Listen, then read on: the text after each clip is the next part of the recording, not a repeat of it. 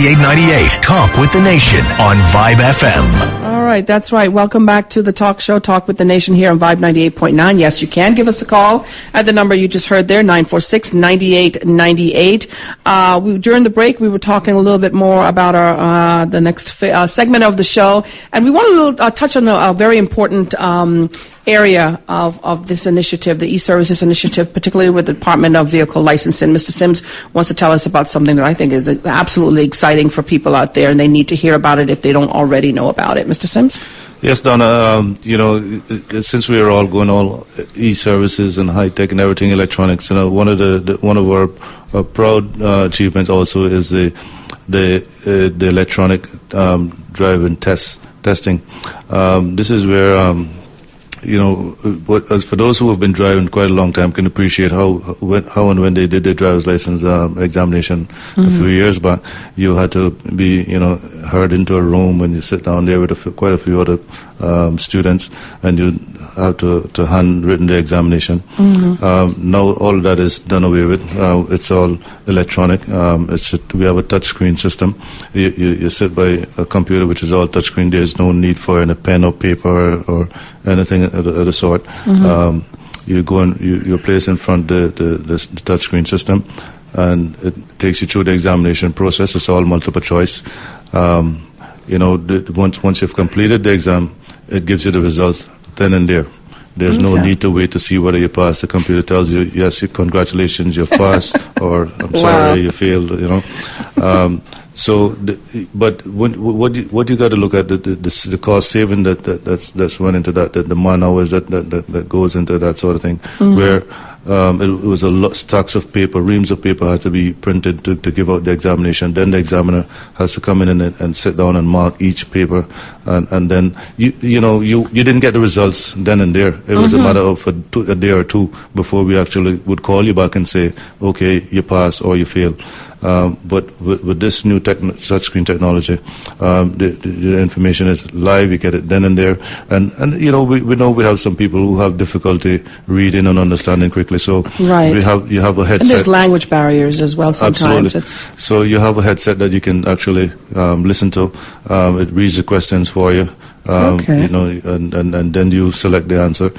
So it's all nice. I mean, this I'm really proud of this. Yeah, it is something. That's absolutely amazing. I mean, for our listeners out there, this is going to simplify life so much better. And just for the examiners alone, the complexity of just understanding other people's handwriting, that in itself, posed great problems, I'm sure. So. Yes, and this will now give them more time to spend with the practical side of things. Now we can actually conduct more driving practical tests on a daily basis.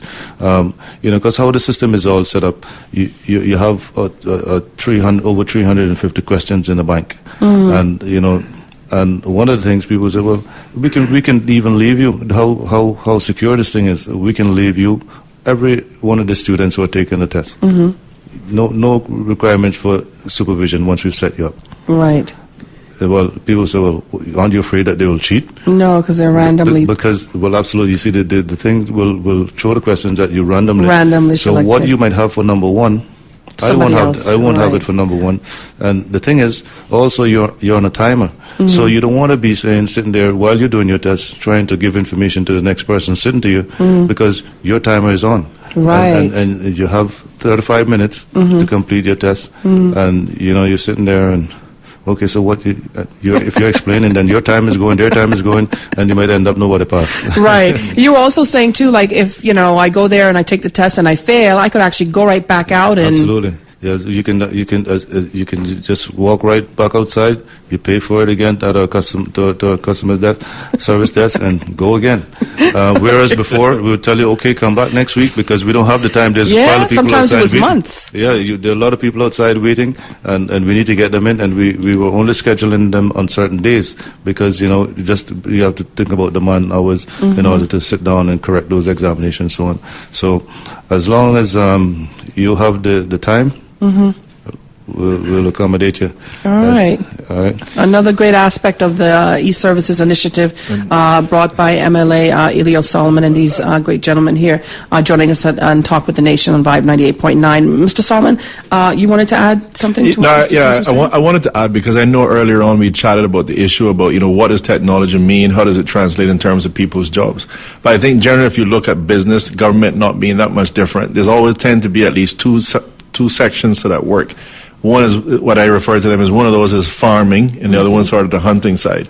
So farming is what we would say is sort of the standard routines, where you probably end up doing a lot of things that are quite the manual tasks of just marking exams that person just did. Right. Where the hunting side is probably like, is there another way that we can actually make some money around here and get more customers? And in this particular case, you can see now some of that farming stuff is actually being done by the computer. So all the testing, no longer the issues as you've just, quite rightly raised, that, you don't confuse a 5 with an S anymore or vice versa. The computer's doing that, doing all the markings. That gives the additional time for those persons who used to actually do that. Right. It doesn't necessarily mean that they're out of a job. They're either upskilled and doing something else, or maybe they're out there doing tutoring that somebody's actually paying for, rather than actually sitting there and marking exams. So there's opportunities, I think, for additional employees. So where you would look at vehicle licensing and say maybe there's 5 persons that used to sit there and now there's only 3, it's because 2 persons have upskilled themselves. They've either moved vertically or horizontally in a different position, doing a service that, it might be customs departments who's looking now for 2 new persons, 2 new bodies, that this government is saying, due to the budget constraints, you can't hire an additional staff. Well, now those persons can transfer again, whether that's a vertical or horizontal transfer, we don't know, but they'll actually transfer to a different job where those bodies are actually required. Right. So again, just tremendous opportunities, Donna. And I know you asked me earlier on about some of the other things. I just wanted to mention as well. Hold on, I think Mr. Sims wants to make an input there. Yeah, just before you go on to because I know you're going to change gear in a second here. But I just want to kind of hammer home another point, Donna, in that where now, as a result of the change in the new law, just to show you how much this new touchscreen technology has saved us in time and resources, right? The new law requires that every person coming into this country now from a contracting state or wherever has to sit a written examination. Right. You can imagine now the volumes that we were dealing with before this law change, whereas before with the Javina transfer, they were able to just go in, exchange a driver's license and buff you on your way. Right. Now you have to actually sit the written test. You can imagine the volume. Now, just think about this for a second. We already have the local amount of people that comes in to do the written test. Your average school leaver, as people turn 17 around here, they know our doors. Right. All right. So then now they're waiting, right? And then now you have on top of that, just think about how many work permit holders. I think we understand we have some 20-something thousand people who work, 28,000, right? Now, mind you, not every one of them may have a driver's license, but quite a lot of them do. So when you look at the volume now coming in to do the written examination, you can see how busy we're going to be. Right. So with the aid of the touchscreen technology, this has made us much, much more efficient in having to deal with that volume.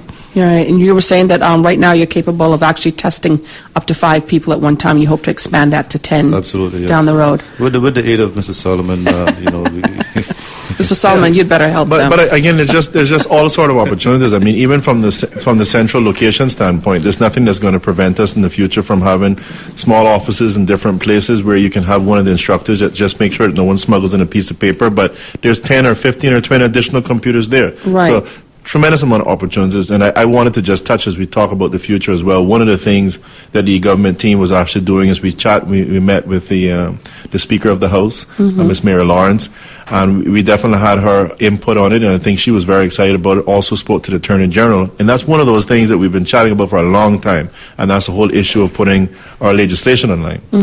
So right now you have laws that everyone, if you want to get that law, hard copies are actually made right now. One, there's the cost of actually getting it typed up, getting it printed, and again, voluminous amount of documents that lawyers are carrying to the courts. You go down to the Legislative Assembly, and you now purchase that law for, say, $25. Right. Some persons would argue that by the time you've actually went through the process, your government's actually losing, and the $25 really doesn't mean anything. Well, very soon, hopefully in the future, you're going to have that. Now, it's going to all be electronic. So that, you go on and you can actually pay your prescription fee, and you can, use your debit card and credit card and buy yourself the latest version of public management and finance law. Right. Or you can also pay a subscription where you can get constant revisions, if there's any revisions or amendments to that, is it a green, something they're planning on bringing, all of those things will be able to be done electronically. So picture now lawyers who are now carrying big, huge black bundles, if you like, bags with their bundles to the courts, you know, having to perhaps make reference to a law. All that be able to be done by iPad. Again, I think I'm pretty sure the Chief Justice is going to be excited about it. Right. And again, electronically, someone can be using that iPad to make reference. And in terms of lawyers doing research, you know, let's say you're looking, for example, we're bringing a piece of legislation now on human organ and tissue transplant, which you and I chatted a little bit about. It's something where it also requires looking at other legislation and seeing how it is impacted by it. For example, the fact in terms of what happens if a person passes away, so your will law is actually having an effect on our human organ and tissue transplant. Right. You can see now in the future, for those drafts persons as well as lawyers, a person will be able to go in and do a search to say, I want to see the legislation, that anytime the word child is mentioned, I want to see every piece of legislation. So right away, every single piece of legislation that has the word child in it comes up, whether it's a penal code, whether it's human organ tissue. So you're automatically able to reference very quickly and say there's exactly, 26 pieces of legislation with the word child in it, and here's what's relevant to me. So all of these sort of research for whether it's going to be students in the law school, whether students in the regular school, or whether it's lawyers or legislators, tremendous amount of opportunities. In Parliament right now, each one of us get a really big stack of books, and I think in the thousands of pages. That's a tremendous cost for the taxpayers of this country. That all of those documents can now be sitting on the same BlackBerry that I'm holding right now in my hand, or on an iPad. And we want to make sure that we can reduce those costs, increase efficiency right now in the Legislative Assembly. I am just extremely, as I'm sure you can tell, excited about what the future holds. Right. Well, with that, we're going to take our final break, and we'll be back with more Talk with the Nation here on Vibe 98.9 in just a few minutes.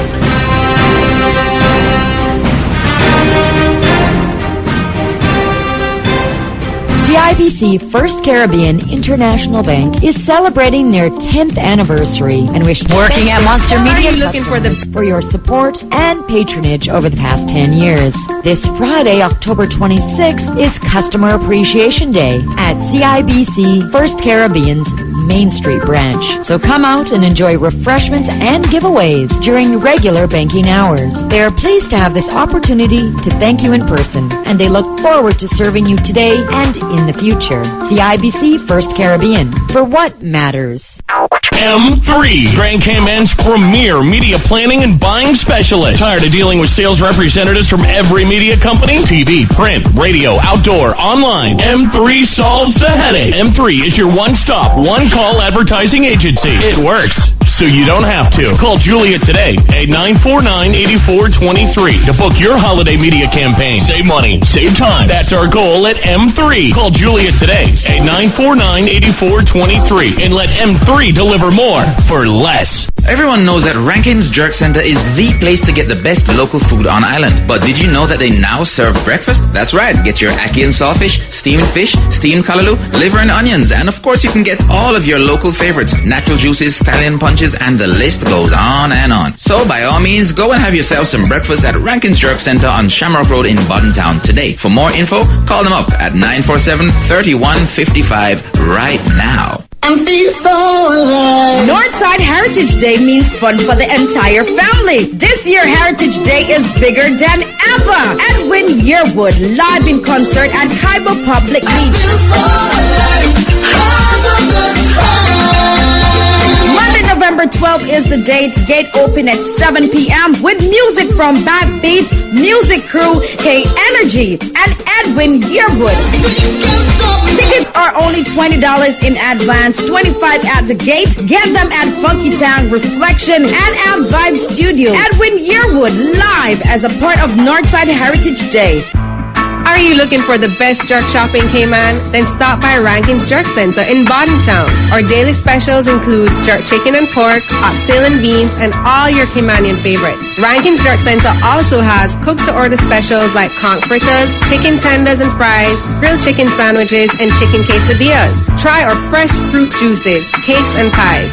It's all available at Rankin's Jerk Center on Shamrock Road in Bodentown. Open Monday to Thursday from 10 a.m. to 9 p.m. and Fridays and Saturdays from 10 a.m. to 11 p.m. For phone orders or information, call us at 947-3155. Rankin's Jerk Center in Bodentown. Now open for breakfast, Mondays to Thursdays, 7 a.m. to 9 p.m. and Fridays to Saturdays, 7 a.m. to 11 p.m. It's your moment to experience the true power of technology. It's your moment to take your business to the next level. It's your moment to visit the live booth at the K-Shop Expo. Amazing deals on smartphones, internet, computers, and so much more. Get up close and personal with the latest and greatest in technology. Come see us at the K-Shop Expo at the Arc on Friday, October 26th and Saturday, October 27th. It's your moment to be amazed. Live, value every moment. Talk with the Nation with host Donna Bush on Vibe FM. And welcome back to the show. Thank you for joining us in the last half or last 15 minutes or 10 minutes of our show here. Next week, I'd just like to mention that next week we expect to have Premier the Honorable McKeeva Bush on with us here on Talk with the Nation. This is a show created by the Premier to talk about all the great things that are happening within the Cayman Islands government, and of course to keep you, the public, informed and educated about those things that are taking place. He'll be talking about his recent trips abroad and what he's been doing there on behalf of the Cayman Islands and its people.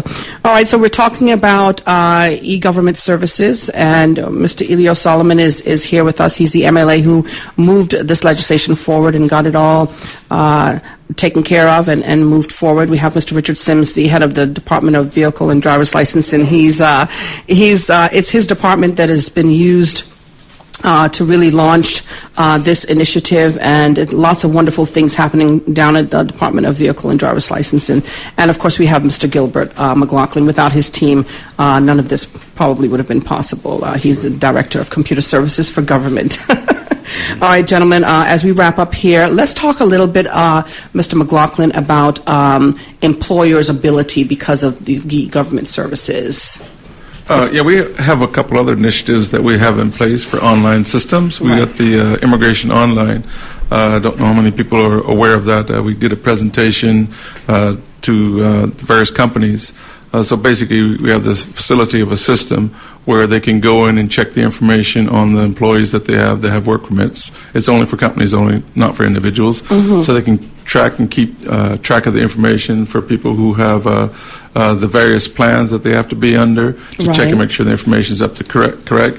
And then also we want to be able to have a facility where you can be able to take payments and via credit card and those kind of things.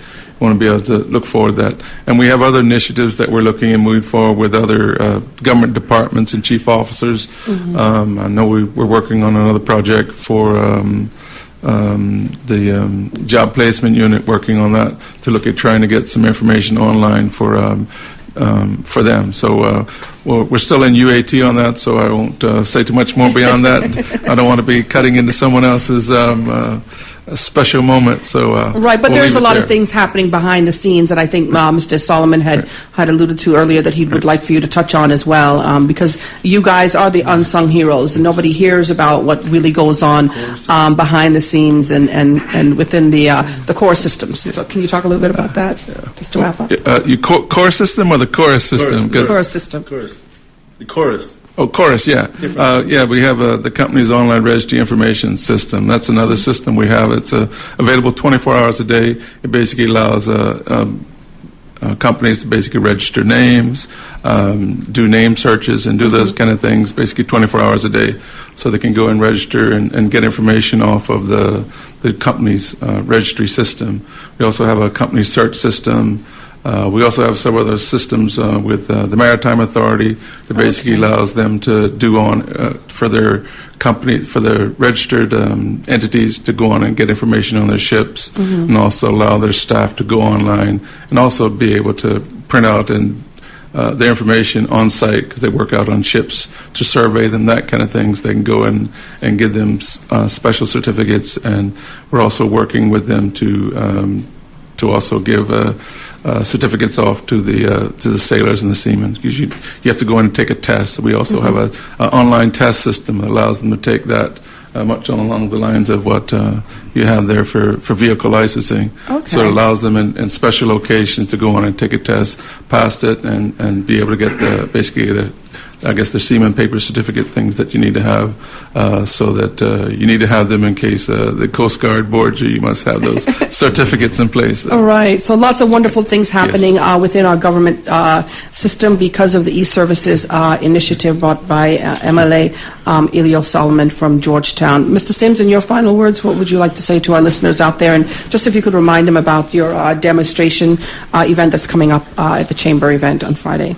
Yes, Donna, thank you. Again, thank you for having us on your show this evening. Absolutely. I think it gives us an opportunity to kind of boast about our new initiatives and so on. I want to also thank Mr. Solomon for having selected DVDL to be the pilot of this e-services initiative. We're very much elated about it. Also want to thank my boss, Mr. David Dixon, for his support and behind this whole initiative. My staff as well, who has been making some adjustments, getting ready for all of this e-technology thing that's going on. And as you can appreciate, that there's a lot of shifting of gears and getting used to this new initiative. Just want to generally invite the public to take advantage of this new, especially those who are drivers and vehicle owners, to take advantage and get registered. And they can go on to the e-services, which is www.eservices.gov.ky, get registered. Come down to our department first to get the ESID number, and you get going so we can be open to you 24 hours a day. So just think of going to DVDL just from the kitchen to the computer in the living room, right? So we're really excited about that, and we look forward to having our customers using that. We encourage people to come down to Cayman Bay on Friday. So we can, give some demonstration as to how this thing will actually work. We can get a few people registered, as Gilbert mentioned earlier. So far, we have some 50 civil servants already registered. Just today alone. So we're looking to continue on that, and then so that we can get. I think we have over 3,000 plus civil servants employed, so we will be continuing this vein, so we can get at least all of them registered, because I'm sure once they're all working with the civil service, they're at least 17 years old, and most likely they have a license. So, so we encourage that process to continue, and so we can make, it's all about making everybody's life easier. I'm sure, the caller who called in earlier mentioned, how easy it will be in terms of saving time, money, all this back and forth and so on. So we are very much appreciative for this service, and thank you again, Donna. And it's always, this is my second time in the studio with you here, and it's getting nice and comfy. So I'm sure we'll have you back again. We'll be back for some other occasion. Right. I'm sure that you will be at some point. And thank you for your final words there. And of course, I call it working smarter and not harder. Absolutely. All right, final words, Mr. Solomon. Donna, I have a premonition that I have about 3.5 minutes left in the program. I don't know how I came to that conclusion. I just want to thank both my colleagues for coming in here today. I want to thank Mr. McGaughlin and the rest of his team for their tremendous effort. I will just give one bit of a brag. I mean, again, they do a tremendous amount of work behind the scenes, and I just think it's very, very important to mention that. For example, when I was there at Computer Services, one of the push was to try to see if we could get all the buildings, as many of them as possible, hooked up with fiber optics. Right. And there were persons who sat in the chair that Mr. McGaughlin sat in that perhaps arguably wasn't as brave and courageous as he is. Right. And I just want to thank him, because when I was actually there, it was under his approval that we were able to spend $275,000 in terms of capital expenditure that puts fiber in that was going to last at least 15 to 20 years. Wow. That's significant, because I can tell you that the quote at that time from the telcos was it was going to cost us $400,000 a year in recurring expenditure if we had to use them. Okay. So definitely, just one example of some of the cost savings. I want to thank him very much for coming. I want to thank Mr. Sims again and his department for all of their compliance with us and working with us, allowing them to be the guinea pigs. And I think that they recognize the full benefit of it. We're very, very excited, Donna, in terms of what we've actually been able to accomplish so far. And I just want to say a big thanks to them, because it would not have happened without their support. Right. I believe that the future of this government, the future of the country, is going to be in terms of the e-government particularly. At the end of the day, we cannot, if you look at all the different budget constraints that we're having, all the challenges that we're having as a country, a lot of them revolve around the whole issue of finance. One of my sayings is that, the only true form of independence is financial independence. And I think at a time when we're seeing costs increasing, I'm quite proud to be sitting in a chair that's saying I'm actually doing something to decrease the cost. Right. But I think the future is about e-government, and I'm definitely being very proud at this point in time to be leading the way on that. And I want to thank everyone who's helping me to achieve that. All right. Mr. Solomon, Mr. Sims, Mr. McGaughlin, thank you so much for being here with us. To our listeners out there, thanks once again for joining us here on Talk with the Nation here on Vibe 98.9. Remember, next Wednesday, join us again at 4:30 when we expect to have the Honorable Premier, Mr. McKeeva Bush, here with us to talk about his recent trips and how he's represented the Cayman Islands overseas. Again, thanks for joining us, and stay tuned on Vibe 98.9 for more music. Of course, Full Throttle Radio, Fat Man Scoop, DJ Mr. Vince. This weekend we got you. We got the brand new Chris Brown